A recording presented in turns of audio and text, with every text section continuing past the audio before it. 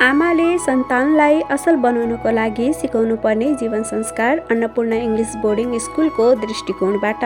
आमा पहिलो गुरु हुन्। उनको काखबाट सुरु भएको शिक्षाले नै छोराको सोच, व्यवहार र भविष्य निर्माण गर्छ।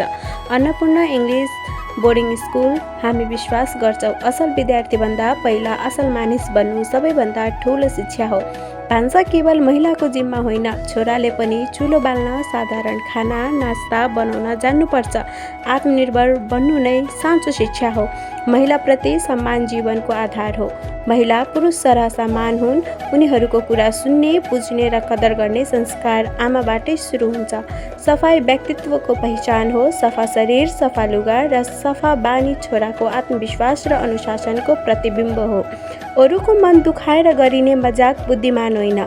दयालु हृदय र संवेदनशील सोच असल मानवको पहिचान हो।